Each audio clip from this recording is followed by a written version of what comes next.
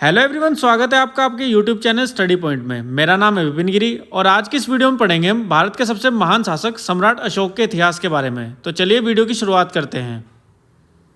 भारत के इतिहास में दो ही राजाओं को महान माना जाता है, एक अकबर और दूसरे हैं सम्राट अशोक। भारत का सबसे बड़ा साम्राज्य और सबसे शक्तिशाली साम्राज्य सम्राट अशोक का ही था। सम्राट अशोक का अर्थ है बिना दुख के, जो उन्हें दिए गए नामों की सबसे अधिक संभावना थी। उनका जन्म 304 ईसा पूर्व में पाटलिपुत्र में हुआ था। उनके पिता का नाम बिंदुसार था और माता का नाम शुभधरांगी था। सम्राट अशोक के बारे में कहा जाता है कि वे अपने शासनकाल में विशेष रूप से निर्मम थे, जब तक कि उन्होंने कलिंग का युद्ध नहीं लड़ा। कहा यह जाता है कि कलिंग के युद्ध के बाद सम्राट अशोक के जीवन पर बहुत प्रभाव पड़ा और उन्होंने युग का त्याग किया और समय के साथ बौद्ध धर्म में परिवर्तित हो गए। उन्होंने अपने आप को धर्म की अवधारणा में उदाहरण के रूप में शांति के लिए समर्पित कर दिया।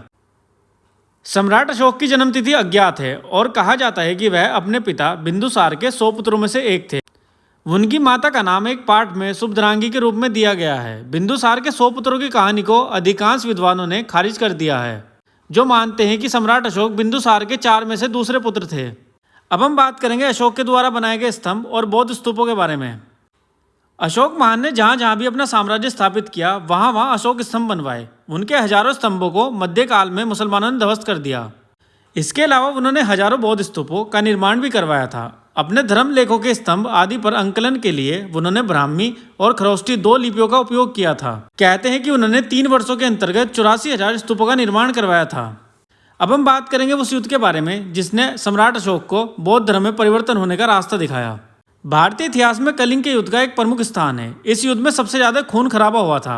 यह युद्ध महान मौर्य सम्राट अशोक और राजा अनंत के बीच 262 ईसा पूर्व में कलिंग, जो आज उड़ीसा राज्य में लड़ा गया था। इस युद्ध में अशोक ने राजा अनंत को पराजित किया, जिसके परिणाम स्वरूप कलिंग पर विजय प्राप्त की गई। इसके बाद बात करते हैं कैसे अशोक ने बौद्ध धर्म अपनाया। कलिंग युद्ध में हुए नरसंहार तथा विजित देश की जनता के कष्ट ने अशोक की अंतरात्मा को झकझोर दिया। सबसे अंत में अशोक ने कलिंग वासियों पर आक्रमण किया और उन्हें पूरी तरह कुचलकर रख दिया। उस समय के इतिहासकार कल्हण की पुस्तक राजतरंगिणी के अनुसार अशोक के इष्ट देव शिव थे, लेकिन अशोक युद्ध के बाद अब शांति और मोक्ष चाहते थे और उस काल में बौद्ध धर्म अपने चरम पर था। इसलिए सम्राट अशोक ने बौद्ध धर्म अपनाया और बौद्ध धर्म का प्रचार प्रसार किया। चलिए बात करते हैं सम्राट अशोक की मृत्यु कैसे हुई। सम्राट अशोक का निधन 232 ईसा पूर्व हुआ था, लेकिन उनका निधन कहाँ और कैसे हुआ यह बता पाना थोड़ा मुश्किल है। तिब्बती परंपरा के अनुसार उनका देहावसान तक्षशिला में हुआ। तो यह थे वो महान राजा जिनका साम्राज्य केवल भारत ही नहीं, आज के पाकिस्तान और अफगानिस्तान तक भी फैला हुआ था। तो कैसी लगी आपको हमारी यह वीडियो, कमेंट करके जरूर बताएं और ऐसी और इंटरेस्टिंग वीडियो के लिए हमारे चैनल को सब्सक्राइब करें।